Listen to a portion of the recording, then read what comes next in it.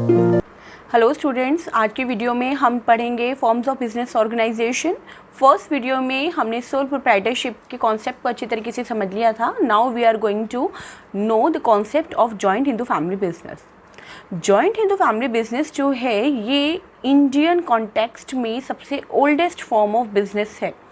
ये सबसे पुराना बिजनेस का टाइप है जो सिर्फ इंडिया में ही प्रिवेलिंग है। इसको गवर्न करने के लिए हिंदू सक्सेशन एक्ट 1956 है जिसके रूल्स रेगुलेशंस के अकॉर्डिंग इसको गवर्न किया जाता है। और जो जॉइंट हिंदू फैमिली बिजनेस है इसमें बेसिकली एक एंसेस्ट्रल प्रॉपर्टी होती है या एंसेस्ट्रल बिजनेस होता है जिसको फैमिली मेम्बर्स कैरी ऑन करते हैं। तो इसको एक बार डिटेल में अच्छे से देख लेते हैं, what is joint Hindu family business and it's merits, demerits, features सब हम देख लेते हैं एक बार वीडियो के through. Joint Hindu family business, it is the oldest form of business which is prevailed in India. India में सबसे oldest form है ये business की। जो जॉइंट हिंदू फैमिली बिजनेस होता है इसको कैरी फॉरवर्ड करने के लिए जो फैमिली मेम्बर्स होते हैं they must have an ancestral property, पूर्वजों की कोई संपत्ति इनके पास होनी चाहिए। अच्छा, आई मस्ट टेल यू कि ये जो फैमिली बिजनेस है, ये जो फॉर्म ऑफ बिजनेस है, ये सिर्फ इंडिया में ही प्रिवेलिंग है। ये वर्ल्ड के किसी और पार्ट में प्रिवेलिंग नहीं है, सिर्फ इंडिया में ही पाया जाता है ये। तो मैं आपको बता रही थी कि पूर्वजों की कोई संपत्ति या बिजनेस होना चाहिए जिसको कैरी फॉरवर्ड करते हैं फैमिली मेम्बर्स, और इनमें जो सबसे मेन रोल प्ले करता है या फिर जिसके हाथों में बिजनेस का पूरा कंट्रोल होता है, डिसीजन मेकिंग पावर होती है, that is the eldest member of the family. यानी कि फैमिली का सबसे बड़ा मेंबर जो होता है, he is the person who is responsible for all decision making and all the power lies in his or his hands। ठीक है, तो we can say that joint Hindu family business जो है इसमें जो सीनियर मोस्ट पर्सन है karta, he is in the key role, वो key role में होता है। Okay, joint Hindu family business जो है ये हिंदू सक्सेशन एक्ट 1956 के रूल्स के अकॉर्डिंग चलता है। डिस्प्यूट की सिचुएशन में या कहीं पर कोई भी कन्फ्यूज़न हो तो उसको सॉल्व करने के लिए हिंदू सक्सेशन एक्ट 1956 जो है उसको फॉलो किया जाता है, उसको देखा जाता है। ओके, जो जॉइंट हिंदू फैमिली बिजनेस है इसमें पहले 2 स्कूल्स जो हैं वो जो थे एक्शन में थे, दया भागा एंड मिताक्षरा। दया भागा था जो वो वेस्ट बंगाल और आसाम में प्रिवेलिंग था, and Mitakshara was prevailing in all over the India except West Bengal and Assam. जो दया भागा सिस्टम था उसमें गर्ल्स को भी, यानी कि गर्ल चाइल्ड जो है उसको भी बॉयज़ के बराबर ही बिजनेस में राइट होते थे, और वो भी को पार्टनर्स कहलाती थी। को पार्टनर्स कौन होते हैं? जो फैमिली बिजनेस के मेंबर्स होते हैं। इन मिताक्षरा जो आपका स्कूल ऑफ बिजनेस है उसमें क्या होता था कि ओनली जो मेल चाइल्ड है फैमिली का उसे ही को पार्टनर बनने का राइट होता था, गर्ल चाइल्ड को राइट नहीं होता था।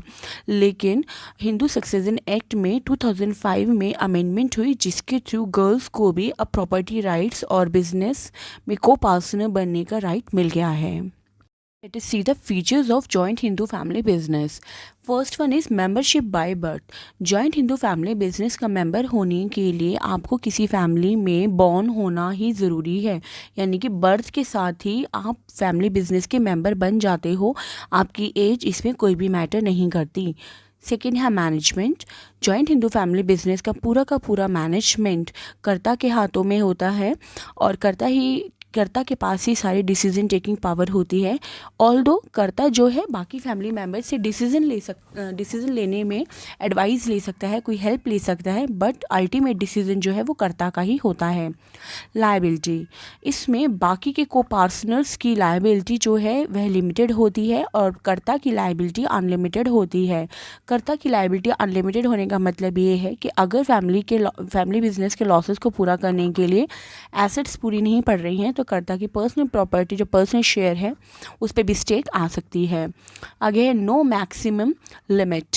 यस, इसमें नंबर ऑफ मेंबर्स की कोई मैक्सिमम लिमिट नहीं होती है, बस हाँ इसमें ये ज़रूर है कि सिर्फ 3 कॉन्जिक्यूटिव जनरेशन्स जो हैं वही इस बिज़नेस को कैरी फॉरवर्ड कर सकती हैं। आगे है minor members. Yes, joint Hindu family business में माइनर यानी कि एक छोटा बच्चा भी मेंबर हो सकता है। आगे है unexpected by the death. Yes, joint Hindu family business जो है ये कर्ता की डेथ, इंसॉल्वेंसी, इन चीज़ों से इफेक्टेड नहीं होता। अगर कर्ता की डेथ हो जाती है तो उसके बाद जो नेक्स्ट एल्डेस्ट मेंबर है फैमिली का, देन ही एक्ट्स एज कर्ता, फिर वो कर्ता बन जाता है। और अगर उसे भी कुछ हो जाता है तो नेक्स्ट एल्डर मेंबर जो है फैमिली का कर्ता बन जाता है। सो ये इस बिजनेस में कॉन्टिन्यूटी आपकी बनी रहती है। The demerits of joint Hindu family business. जो वेरी फर्स्ट डीमेरिट है that is limited resources. Joint Hindu family business के जो रिसोर्सेज हैं वो लिमिटेड हैं, यानी कि एक फैमिली की जो भी प्रॉपर्टी है या फिर जो एक फैमिली के कंट्रोल में या ओनरशिप में जितने भी फंड्स हैं, खाली उन्हीं को आप इसको इस्तेमाल कर इस बिज़नेस के लिए यूज़ कर सकते हो। अगर आपको ज़्यादा रिसोर्सेज की रिक्वायरमेंट है तो आपके पास ज़्यादा रिसोर्सेज नहीं होते। तो वी कैन से दैट कि in joint Hindu family business there are limited resources.